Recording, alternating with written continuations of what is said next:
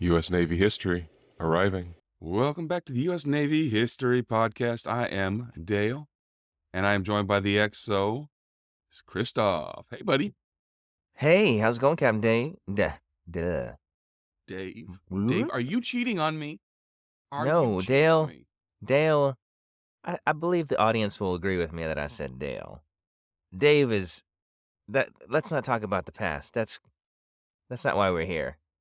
We're actually specifically here to talk about the past, but the U.S. Navy history, not personal. Anyway, good to see you, Dale.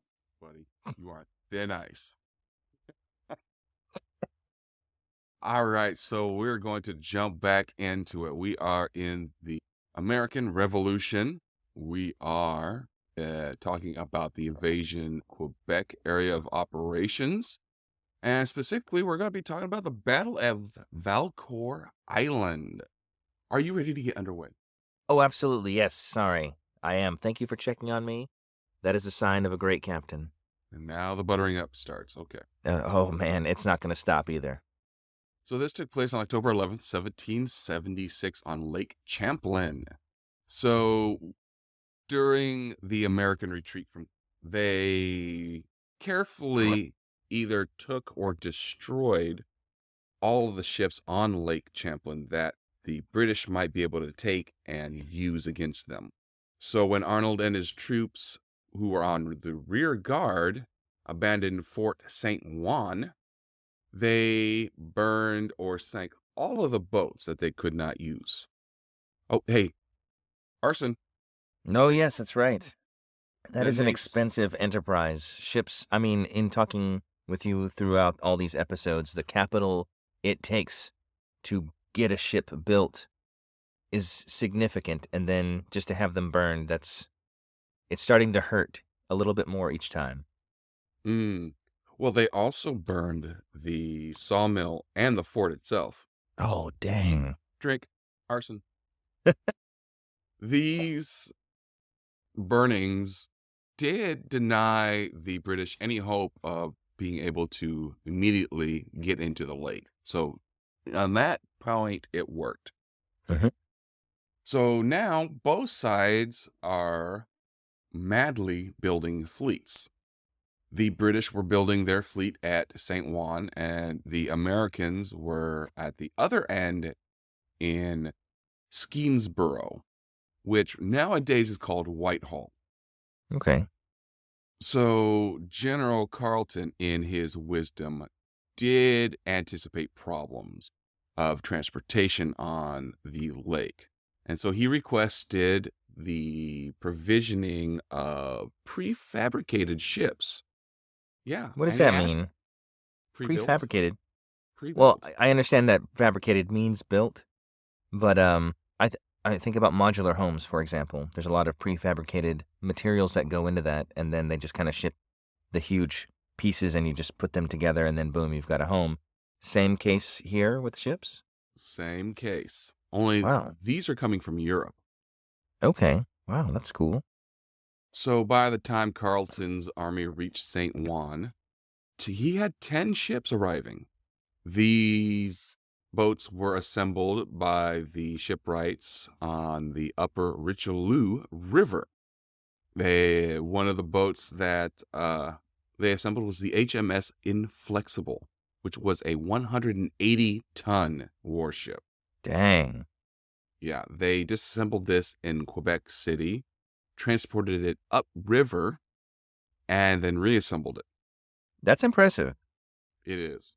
So, all in all, the British fleet had more firepower than the American fleet. The British had 25 armed vessels, while the Americans had 15. The British also had more than 80 guns, which outweighed the Americans' 74 guns.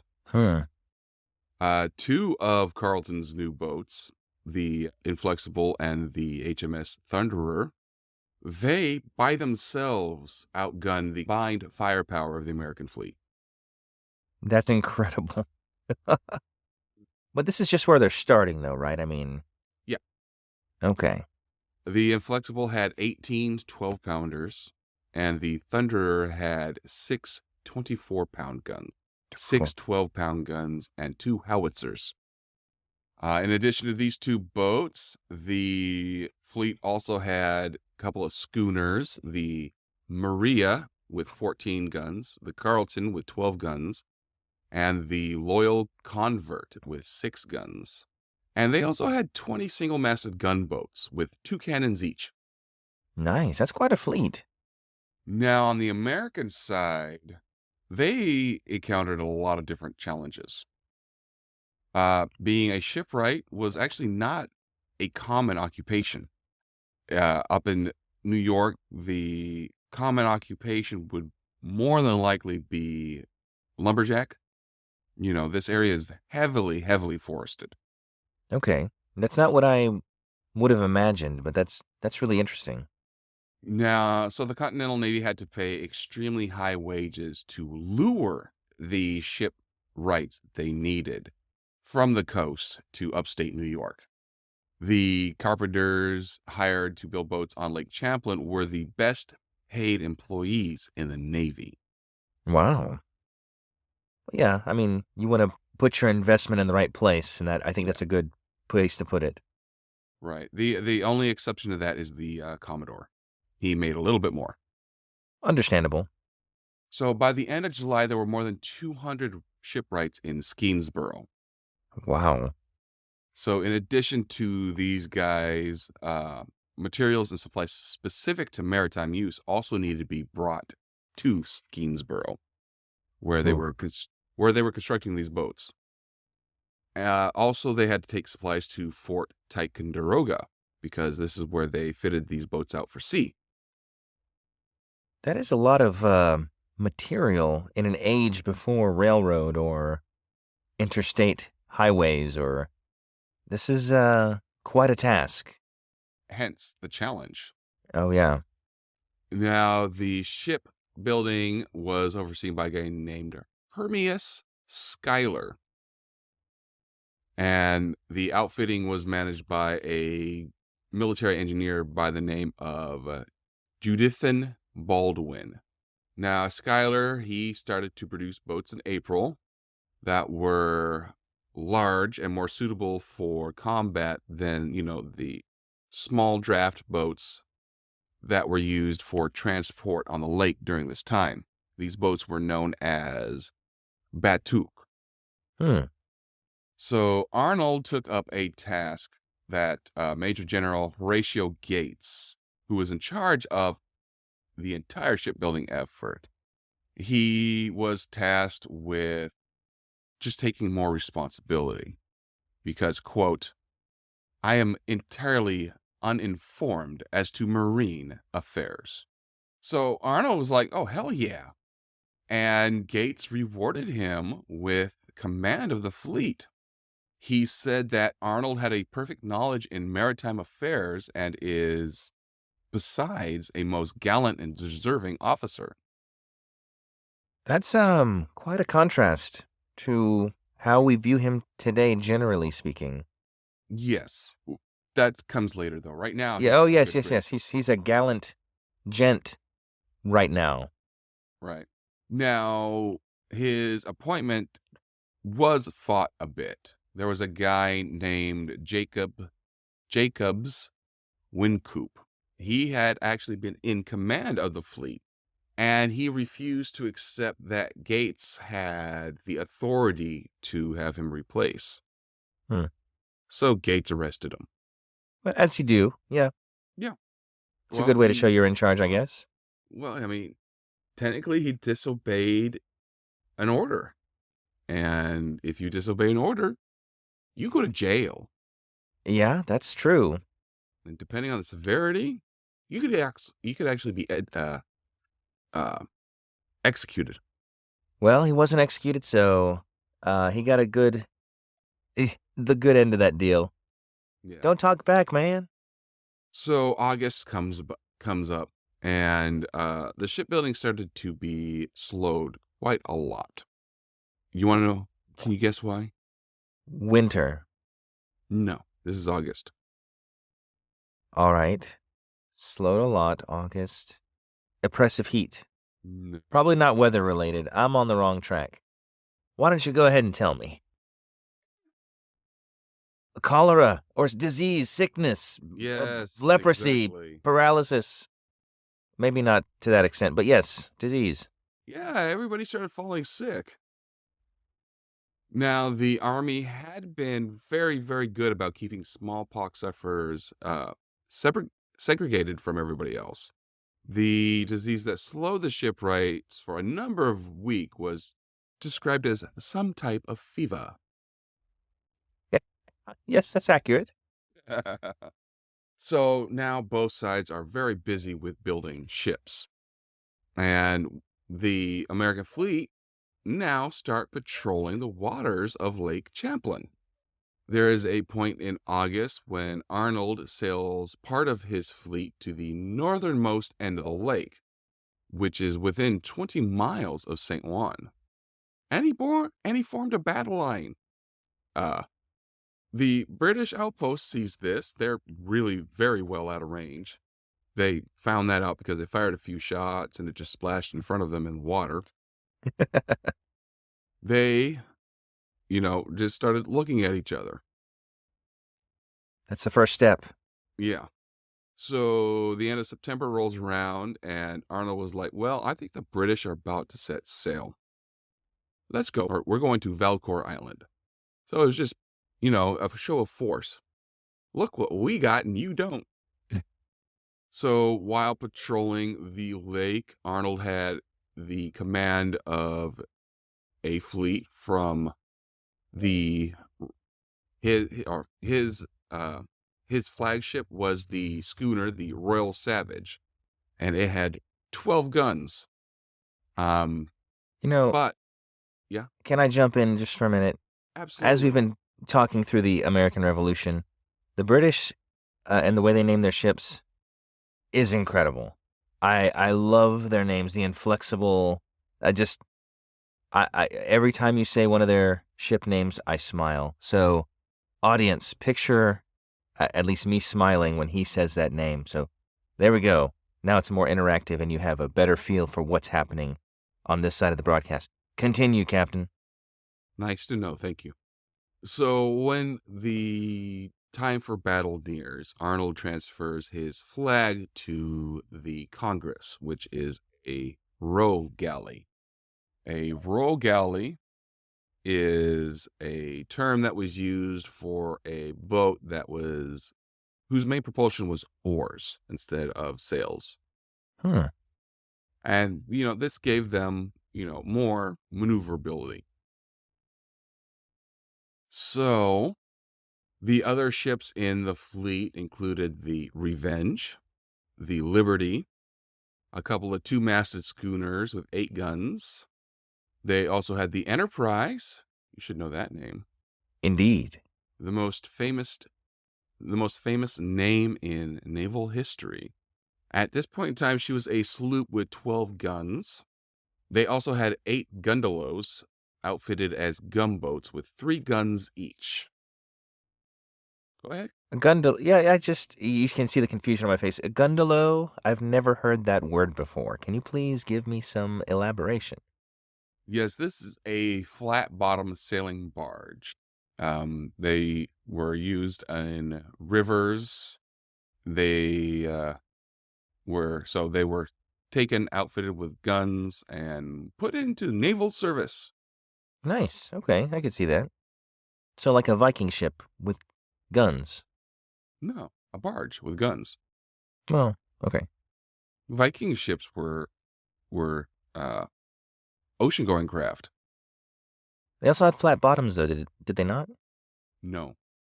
I thought they did so they could access rivers and stuff. That's how they were able to successfully pillage further inland, but I could be mistaken. I misunderstood quite a lot about history, so that's partially why I'm here. So thank you, Dale.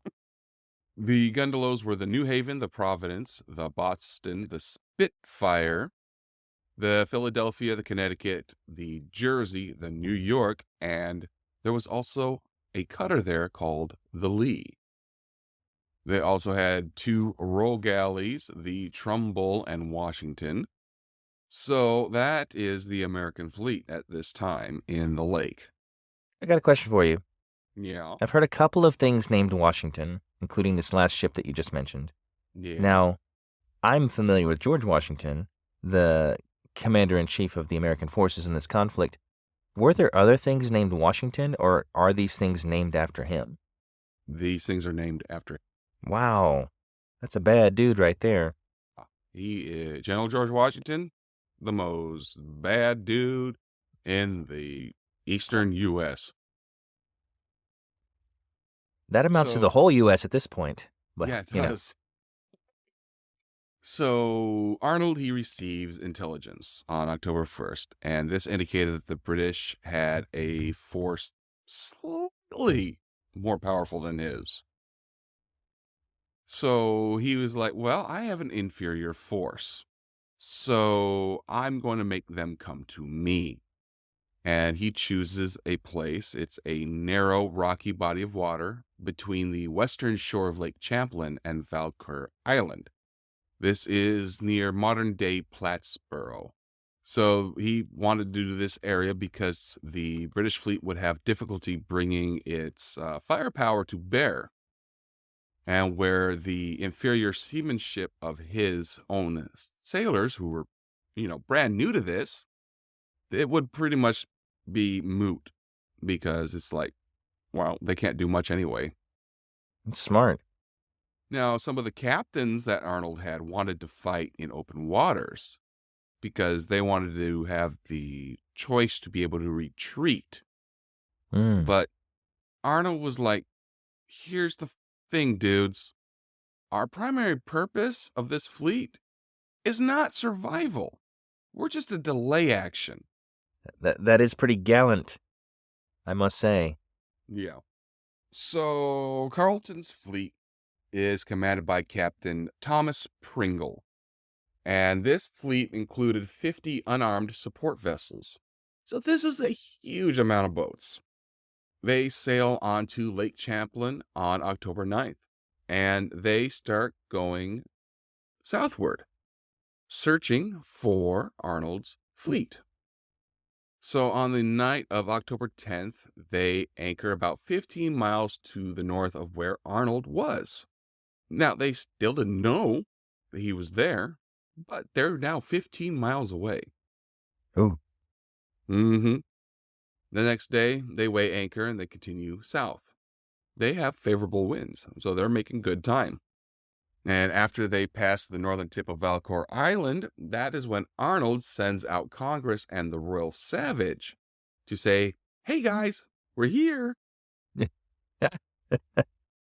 So there's a small exchange of gunfire, which really didn't amount to nothing. And the two American vessels return to Arnold's firing line. He installed a crescent-shaped firing line. Now, the Royal Savage, she wasn't able to fight the headwinds, so she did not tack very effectively. And with an experienced crew, that's where the experience comes in handy. But she had to run aground on the southern tip of Valcour Island. A number of the British gunboats just made a beeline towards her. They're like, ha-ha, success. And Captain Howley, who was command of the vessel, and his men, abandoned ship very, very quickly. Oh, yeah. The Royal Convert came alongside her, boarded her, and they captured 20 men. But then the Americans were like, oh, no, you didn't. And That's what we do, yeah. Yeah, and started firing heavily on them. And they abandoned her quick smart. There was a historical loss there. A lot of Arnold's papers were on board the Royal Savage. Because remember, that was his flagship before he transferred his flag. I see. So when the Royal Savage went down, we lost all that historical documentation. That stinks. And of course, the British helped with the burning too. They were like, well, if we can't have it, they can't have it either. Yeah, I tend to see that theme reoccurring quite a bit in this conflict.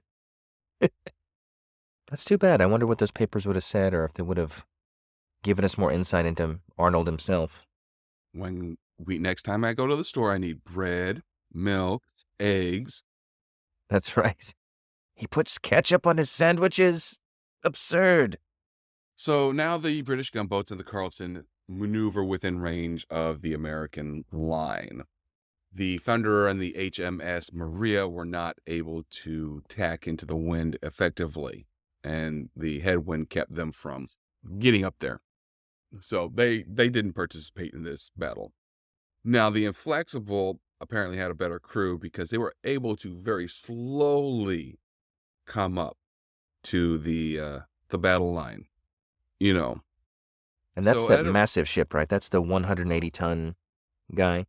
Yes. Wow. So at around 12:30, the battle begins. Both sides start firing broadsides and cannonades at each other. And this continues throughout the entire afternoon. Revenge is hit very hard. Philadelphia is also heavily damaged, and she eventually goes down at around 18:30. Oh. Now, the Carleton was wreaking a lot of havoc with the small American gundelows. And so the Americans were like, target that bastard. And yeah, the Carleton becomes, a focal point for their attention. Okay. A shot eventually snaps the line holding her in her position, her broadside position, and she was then seriously damaged because it's free for all now. Oof. And had to be towed out of range before, they could try to save her. She had 8 killed in action and 8 more wounded. That's a lot of casualties. Oh, yeah. Now, there was a sailor, a guy named Edward Pellow, who served as her midshipman. He distinguished himself by commanding the vessel to safety when her senior officers were injured. Ooh. There was another shot by the Americans, which, this is really a lucky shot, just like the other one that hit the Carleton in the first place. This one hit a magazine on a British gunboat and vaporized it. No kidding. Well, I guess, yeah, they're holding a lot of powder, so that's what's going to happen. Yeah. Woof. That is crazy. So, about sunset time, Inflexible is finally here. Huzzah! We made it, guys. And her guns effectively silenced, Arnold's fleet. Oof. The British also start landing their Native American allies on Valcour Island and the lakeshore. And this was to deny the Americans the opportunity of retreating to land. So darkness falls and the Americans, they retreat. And, darkness falls, so the British, they stop attacking. Yeah. Partly because a lot of their fleet had run out of ammunition. Wow. Yeah.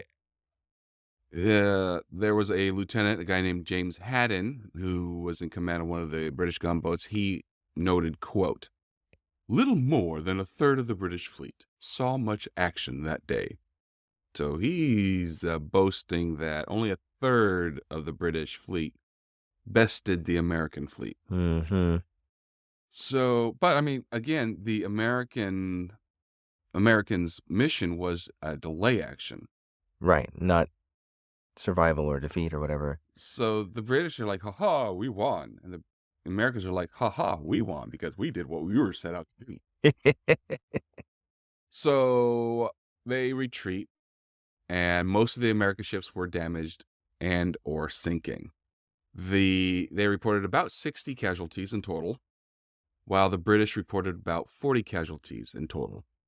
Now, Arnold is definitely aware that he cannot defeat these guys. he decides to try reaching the cover of Fort Crown Point, which is about 35 miles south of them. So under the cover of a dark and foggy night, they muffled their oars and used minimal illumination. And they threaded a gap of about 1 mile wide right between the British ships and the western Wow. shore, where the Native Americans had campfires burning. That's pretty good. So by morning, they had reached Schuyler Island, which is about 8 miles up the lake. And Carlton wakes up that morning, comes up on deck, looks around, and is ticked off. I bet. He's like, where did the Americans go? All right, everybody, no breakfast for you. Get out there and find them. So his fleet goes around Valcour Island, thinking maybe they just went around to the other side of the island, and they didn't find jack squat. So he regroups his fleet and starts sending out scouts to find Arnold. Now, the Americans, they did not have the wind whip. They also had very damaged and leaky boats. So they moved really slow. When they got to Schuyler Island, the Providence and Jersey were sunk and burned. Oh, arson, drink. Dang, this is quite an episode. And they also repaired, as best they could, other vessels. They abandoned the cutter, the Lee, on the western shore, and this they did not burn, and it was eventually taken by the British. At around 1400, the fleet was able to set sail again, but they were trying to make headway against, big wind, rain, and sleet. Wow. Yeah.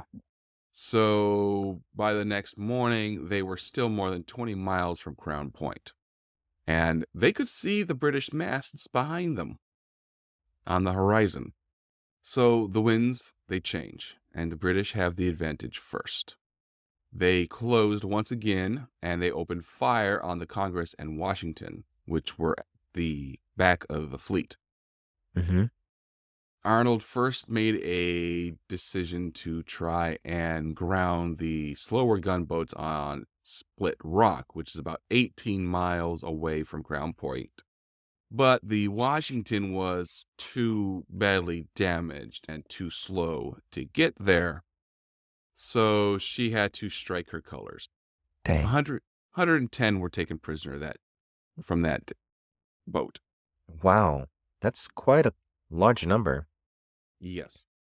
Arnold then leads his men and smaller craft into a small bay on the Vermont shore, which is now named Arnold's Bay. Huh. This is 2 miles south of Buttonmold Bay. And this bay had waters too shallow, or Arnold's Bay had waters too shallow for the British boats to follow. So that would give them some safety. So Arnold orders all his boats to be run aground, stripped, and set on fire. Oh, yeah. I see he has a theme. Arson. Oh, yep. Ooh. But he did not strike their colors. He burned them with the flag still flying proudly. Whoa, nice. That, my friend, is defiance to the max. Now, Arnold, he was the last to reach land. He personally torched his flagship, the Congress. He's like, nobody else can do this but me. It is my duty to do this. The surviving members of the fleet was about 200. They made their way overland to Crown Point. They narrowly escaped Native American ambushes. When they finally got there, they found Trumbull, New York, Enterprise, and Revenge waiting for them. Then they see that the Liberty has now arrived with supplies. Oh, good. So out of the 15 or so boat fleet, they have 5 left. Well, at least there were some survivors. That's something. So at the end of all this, Arnold gets it into his head that Crown Point is no longer viable as a defense point. And he destroys and abandons the fort and moves his forces to Ticonderoga. Now, General Carleton, he was like, do we really have to ship all these prisoners back to Quebec? You know what? No. This is going to be way too much of a hassle. Let's take them to Fort Ticonderoga under a flag of truce and give them back. Wow, that is not what I expected to have happen. When they got there, the men were actually very positive in their praise of Carleton. And this scared the heck out of Arnold.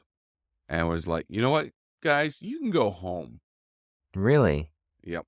Because he wanted to prevent the desertion of the rest of the men around him. Oh, they would influence everybody else with their high esteem of the British. Look, they treated us so good. We got fat. And because we are so well fed, let's go over to the British side. Yeah, I could see that. That was a good move by Arnold. So at this point in time, the British have effective control over the entire lake. And the lobster tails, they occupy Crown Point, the city of Crown Point, the next day. They stay there for 2 weeks. They have scouting parties to go within 3 miles of Ticonderoga. But, it's starting to get cold. And, once it gets cold and snow starts to come down, supply lines break down. So this is when Carleton decides to go north to his winter quarters. That's odd that his winter quarters would be up north. That seems counterintuitive, but I get it. Well, it's probably in Quebec proper. Right. Yeah, it's in a more established area. Now, there was a Hessian commander, a guy named Baron Reidsel. He noted, quote, "If we had begun our expedition 4 weeks earlier, I am satisfied that everything could have ended this year." Well, it's a good thing they were delayed. Let's see.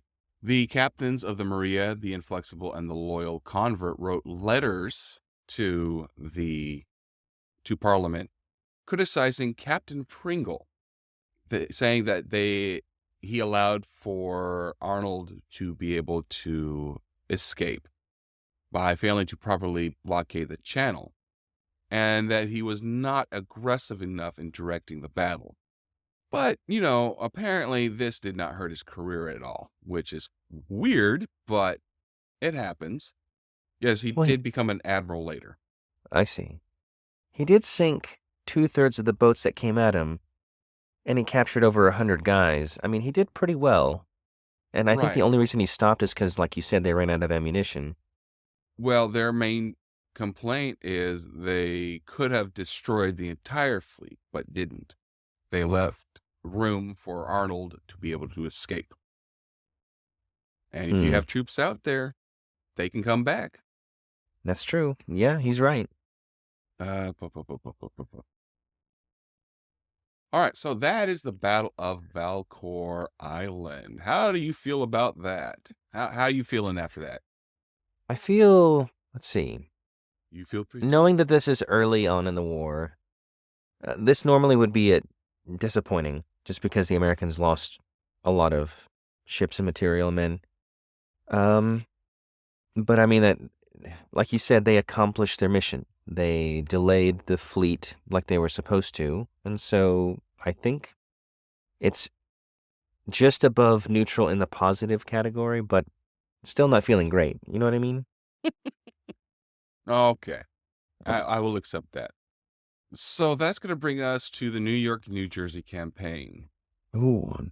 Yes. So while British troops are under siege in Boston and Bunker Hill happens, General George Washington is named the Second Continental Congress Commander-in-Chief of the Continental Army. He echoed statements that others were making that New York was a, quote, post of infinite importance. And so he begins the task of organizing military companies in the New York area. where he stopped on his way to take command of the Boston siege. So in January of 1776, George Washington orders Charles Lee to recruit troops and take command of New York's defenses. Lee, for his credit, does make some progress on the city's defenses when he receives word in March that the British Army had left Boston after Washington showed up. So he got scared. He was like, I think General Howie's coming right over here. And so Washington, he has that same fear, and he gets his regiments that were there in Boston over there down there very quickly. And he goes too. He's like, I'm going with those guys because I like New York City. I guess he likes it. I don't know. Well, it was a post of infinite importance, so yeah, it's pretty strong words. If I was a New Yorker, I would tell everybody that. It's like, hey, did you know that the father of our country thinks that our place is, pretty important? Now, Howie, he of course did not go against New York. He's like, no, we're going to Halifax, which is in Nova Scotia. Nova Scotia, yeah. Yeah. And that's where he regroups. And that's where he gets all his transports full of lobster tails from bases around Europe. And then he's like, now we can come to New York. So he gathers his troops at Halifax, and in June, he sets sail for New York. He didn't actually wait for all his reinforcements. He set sail with 9,000. Whoa. This had primarily the Hessen-Kessel German troops and British troops from the expedition to the Carolinas that failed. And the other troops were to meet him when they got to New York. Okay. That's a lot of guys. Now, his brother, Admiral Lord Howe, when he arrives at Halifax, he was like, well, crap, we just missed him. Let's get out of here, guys. We're not even staying. We're going to New York. So when General Howe arrives in the outer harbor of New York, he starts sending his boats up the Narrows between Staten Island and Long Island because it is undefended. And he starts landing his troops on Staten Island with no response from the Americans. It was an uncontested landing. Now, Washington, he learns from prisoners that he did successfully take that Howe had landed about 10,000 men and was waiting for 15,000 more. Oh my gosh. Now, Washington had an army of about 19,000. And so he's like 29,000 or 25,000 versus 19,000. Well, we're smaller. We don't have any real intelligence on their plans or whether the numbers we got were even true yet. And I have no idea where this guy's going to strike. So now I have to split my army between fortified positions on Long Island, Manhattan, and other, locations on the mainland. And I'm going to have to establish a flying camp in New Jersey. Oh, man. The flying camp, for those who don't know, is what we would nowadays call our QRF, or Quick Reaction Force. These were, forces in reserve that would be able to quickly move to where they would be needed in any place on the area of operations. So the Howe brothers, they did have a little bit of authority that was given to them by Parliament, with powers to pursue a peaceful resolution to the war. Now, King George III, the bloodthirsty tyrant of the lobster tails, he, wasn't optimistic about peace. But he said, quote, "Yet I think it right to be attempted, whilst every act of vigor is unremittingly carried on." So, to translate English to English, it's okay to pursue peace, but we're still gonna press forward with our attacks and everything as though we're still engaged in battle, like it's hedging a little bit? Oh, yeah. Okay. We're going to keep killing you while we talk about peace. Right. Yeah, we're not gonna let up. But we're open to it. So on July 14th, with these authority powers that were granted to them in mind, Admiral Howe sends a messenger with a letter addressed to George Washington Esquire across the harbor. That's how it was labeled. George Washington Esquire across the harbor. Yeah. Well, that's where he was. I guess that's his fine of an address that you could put on there. Now, the letter first came to Washington's assistant, the guy named Joseph Reed, and he politely informed the messenger that no person with that title was in their army. Yeah, he was not an esquire. Now, the aide, he wrote later that the punctilio of an address should not have prevented the letter's delivery. And Howe was said to be visibly annoyed by the rejection. I could see that. That's kind of cool, though. So Howe sends a second request addressed to General Washington Esquire, etc. And this was also rejected. But the messenger was told that that Washington would receive one of Howe's adjuncts. That was not really a very fruitful meeting.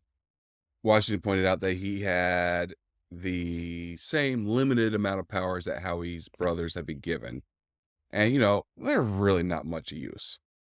I see. And also, they didn't do anything wrong because they required amnesty. What do you mean? That's what he said. Oh, okay. What does he mean? You have to go ask him. Oh, okay. Can do. Oh, I get it. Wink. Listeners, this is the interactive part of the podcast, and you get to research a little bit yourself. Great job, Dale. So, in August, the British transported about 22,000 men now to Long Island. This is when the Battle of Long Island happens. And the British, they outflanked the American positions, driving the Americans back to Brooklyn Heights and their fortifications there. That is when General Howe starts to lay siege to the fortifications. But General George Washington, he has skills. And he was able to successfully initiate a nighttime retreat through his rear guard across the East River to Manhattan Island. Howe then was like, okay, guys, we need to stop here and we need to think, because I have no idea what to do next. And how do these Americans keep slipping by all of us? We're very sneaky as a people. Yes. So during the battle, the British captured one of Washington's generals, a guy named John Sullivan. And Howe convinces him to deliver a message to Congress in Philadelphia. And so he released him on parole. And Washington also gave his permission to the message being delivered. So on September 2nd, Sullivan told the Congress that the Howes, because, brothers, wanted to negotiate. They held much broader powers to negotiate than they actually had. So this created a diplomatic problem for the Continental Congress. They did not want to be seen as aggressive, which is how some other representatives felt it would be seen as with a direct rejection. Right. So they decided to send a committee to meet with Howe and his brother Howie. And, of course, this really didn't do anything. But, they tried. Yeah, you gotta On try. on September 11th, Howie and Howie meets with John Adams, Benjamin Franklin, and Edward Rutledge. Wow. And this is what would be known as the Staten Island Peace Conference. And if you guys want to know the outcome, tune in next week. No, we were so close to understanding the Staten Island Peace Conference. Well, maybe the residents of Staten Island may already know that. Or, I'm sure we have a lot of history buffs listening. They may already know, but I don't know. So I'll be here next week. Ready. Yes. Okay, maybe not ready. Willing. Willing and able. Right, there we are. All right. So at the end of every episode, we honor one of our fallen angels with our partnership with HeroCards.us. So today we are going to honor Sergeant First Class Matthew Leonard. He is from Birmingham, Alabama. He served in the U.S. Army, Company B, 1st Battalion, 16th Infantry Regiment, 1st Infantry Division. He received the Medal of Honor and a Purple Heart. His date of sacrifice was February 28th, 1967, killed in action near Soi Da, Tây Ninh Province, Republic of Vietnam. He was aged 37. Matthew Leonard served in the Korean War and was nearing his retirement from the U.S. Army when he volunteered to go to Vietnam. His selfless and heroic actions would earn him the nation's highest military honor, the Congressional Medal of Honor. Leonard was born in the small town of Utah, Alabama, on November 26, 1929. He was an 8th grader at the segregated Avondale School when he met his childhood sweetheart and future wife, Lois, who was in the 6th grade. She recalls him always walking the halls in his Boy Scout uniform. While at Ullman High School in Birmingham, Alabama, he worked at a drugstore for $15 a week to help his mother pay the bills. His father was, according to Lewis, in and out. At the age of 17, Leonard enlisted in the U.S. Army in 1947 while he was a high school junior. Soon after, he and Lois married and would later welcome 5 children: sons Carl and Levon, daughters Brenda, Wanda, and Paula. His Army career would take Leonard to the battlefields of Korea in 1950, where he served for a year.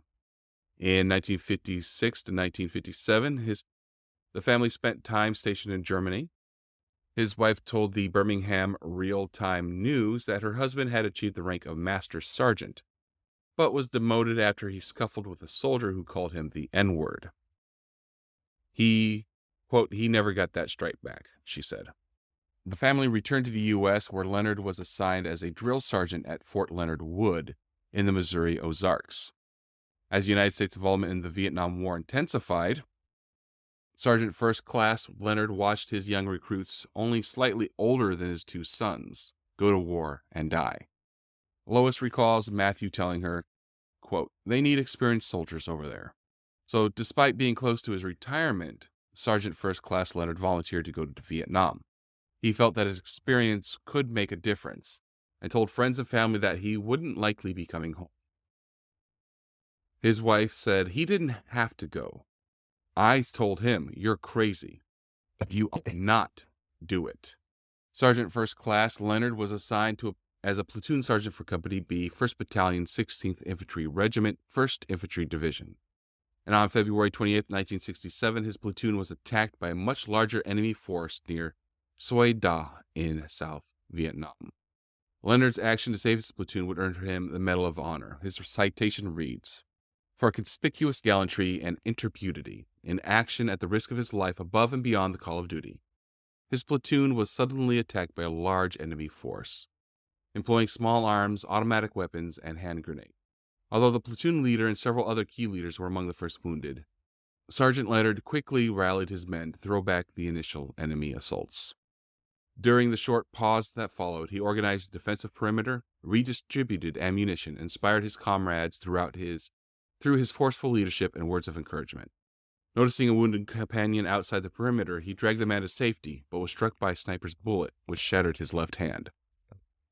refusing medical attention and continuously exposing himself to the increasing fire as the enemy again assaulted the perimeter. Sergeant Leonard moved from position to position to direct the fire of his men against the well-camouflaged foe. Under the cover of the main attack, the enemy moved a machine gun into a location where it could sweep the entire perimeter. This threat was magnified when the platoon machine gun in the area malfunctioned. Sergeant Leonard quickly crawled to the gun position and was helping to clear the malfunction when the gunner and other men in the vicinity were wounded by fire from the enemy machine gun. Sergeant Leonard rose to his feet, charged the enemy gun, and destroyed the hostile crew despite being hit several times by enemy fire. He moved to a tree, propped himself against it, and continued to engage the enemy until he succumbed to his many wounds. His fighting spirit, heroic leadership, and valiant acts inspired the remaining members of his platoon to hold back the enemy until assistance arrived. Sergeant Leonard's profound courage and devotion to his men are in keeping with the highest traditions of the military service, and his gallant actions reflect great credit upon himself and the U.S. Army. Sergeant First Class Matthew Leonard, aged 37, was 6 months shy of retiring from the U.S. Army, having served nearly 20 years. He and Lois had discussed plans to do a lot of fishing and maybe start a small business. He instead gave his life to serve his country and to protect the young soldiers he had trained. He is laid to rest with his fellow soldiers at Fort Mitchell National Cemetery in his home state of Alabama. Sergeant First Class Leonard is honored at the Vietnam Veterans Memorial in Washington, D.C. His name inscribed to panel 15E, line 119. So, Sergeant First Class Matthew Leonard, thank you. Thank you. All right, XO, please take us out. All righty. Pardon me. Sorry. Thank you very much for listening, y'all. It's really great to revisit kind of what helped shape our nation and other events in the world, and it's really great to do this with you. If you'd like to get in touch with us, feel free to email us. Our email address is usnavyhistorypodcast@gmail.com. Alternatively, if you'd like to add us at X/Twitter, please feel free to do that as well. You can find us with the handle at USNHistoryPod. Is that right? Hold on. U.S. Navy History Pod. Yes. And then we have a Discord that you can get on and talk more interactively with us and other listeners. And you'll find that link in the show notes, as well as what I've just mentioned. Also, we're on YouTube. So if you want to listen to us there, you could do that. There's so many options. We're a smorgasbord of options that we're giving to you so you can learn history, pass that test. We know you're listening, students. And then, let's see, YouTube.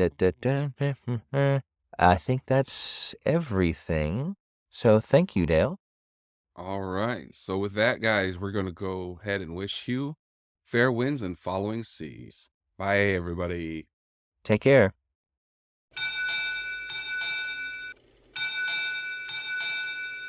U.S. Naval History Podcast. Departing.